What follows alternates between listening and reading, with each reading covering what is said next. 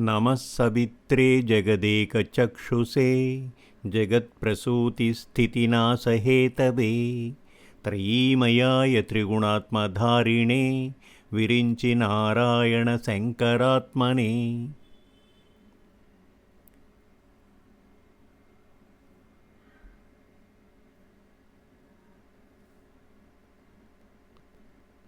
ततो युद्धपरिश्रान्तं समरे चिन्तया स्थितं रावणं चाग्रतो दृष्ट्वा युद्धाय समुपस्थितं दैवतैश्च समागम्य द्रष्टुमभ्यागतो रणम् उपागम्याब्रवीद्रामम् अगस्त्यो भगवान् ऋषिः।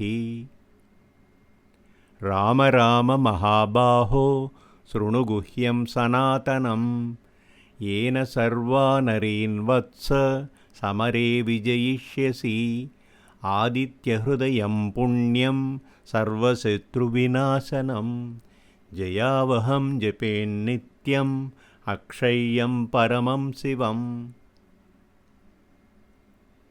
सर्वमङ्गलमाङ्गल्यं सर्वपापप्रणाशनं चिन्ताशोकप्रशमनम् आयुर्वर्धनमुत्तमं रश्मिमन्तं समुद्यन्तं देवासुरनमस्कृतं पूजयस्व विवस्वन्तं भास्करं भुवनेश्वरम्।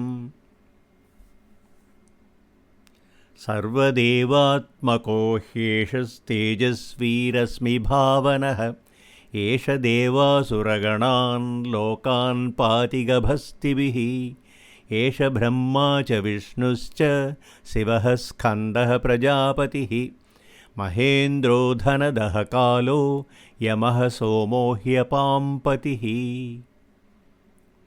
पितरो वसवः साध्या ह्यश्विनौ मरुतो मनुः वायुर्वह्निः प्रजाप्राणः ऋतुकर्ता प्रभाकरः आदित्यः सविता सूर्यः खगः पूषा गभस्तिमान् सुवर्णसदृशो भानुः हिरण्यरेतादिवाकरः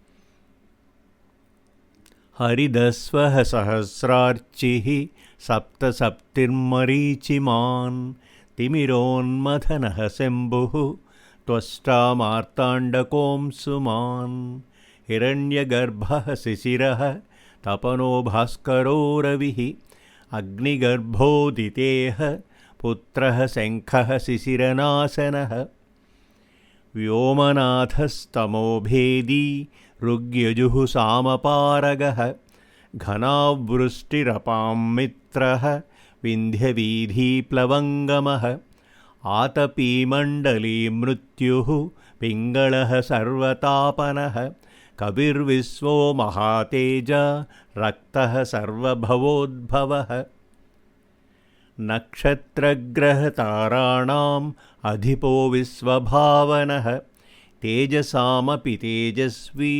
द्वादशात्मन्नमोऽस्तु ते नमः पूर्वाय गिरये पश्चिमायाद्रये नमः ज्योतिर्गणानां पतये दिनाधिपतये नमः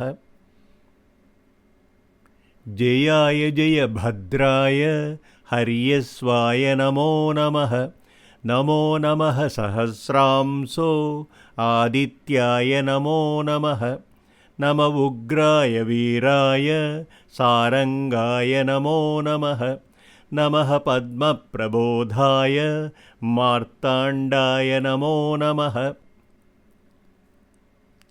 ब्रह्मेशानाच्युतेशाय सूर्यायादित्यवर्चसे भास्वते सर्वभक्षाय रौद्राय वपुषे नमः तमोघ्नाय हिमघ्नाय शत्रुघ्नायामितात्मने कृतघ्नघ्नाय देवाय ज्योतिषां पतये नमः तप्तचामीकराभाय वह्नये विश्वकर्मणे नमस्तमोभिनिघ्नाय रुचये लोकसाक्षिणे नाशयत्येष वैभूतं तदेव सृजति प्रभुः पायत्येष तपत्येष वर्षत्येष गभस्तिभिः येष सुप्तेषु जागर्ति भूतेषु परिनिष्ठितः एष एवाग्निहोत्रञ्च फलं चैवाग्निहोत्रिणां वेदाश्च क्रतवश्चैव क्रतूनां फलमेव च यानि कृत्यानि लोकेषु सर्व एष रविः प्रभुः। फलश्रुतिः येनमापत्सु कृच्छेषु कान्तारेषु भयेषु च कीर्तयन् पुरुषः कश्चिन्नावसीदति राघव पूजयस्वैनमेकाग्रः देवदेवं जगत्पतिम् एतत्त्रिगुणितं जप्त्वा युद्धेषु विजयिष्यसि। अस्मिन् क्षणे महाबाहो रावणं त्वं वधिष्यसि। एवमुक्त्वा तदागस्त्यो जगाम च यथागतम्। एतच्छ्रुत्वा महातेजाः नष्टशोकोऽभवत्तदा धारयामास सुप्रीतः राघवः प्रयतात्मवान्।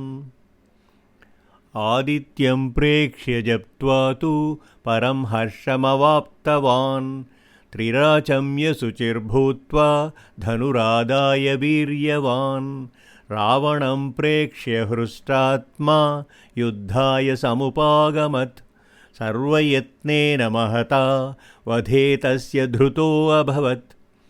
अधरविरवदन्निरीक्ष्य रामं मुदितमनाः परमं प्रहृष्यमाणः निशिचरपतिसंक्षयं विदित्वा सुरगणमध्यगतो वचस्त्वरेति। इत्यार्षे श्रीमद् रामायणे वाल्मीकीये आदिकाव्ये युद्धकाण्डे 5अधिकशततमः सर्गः।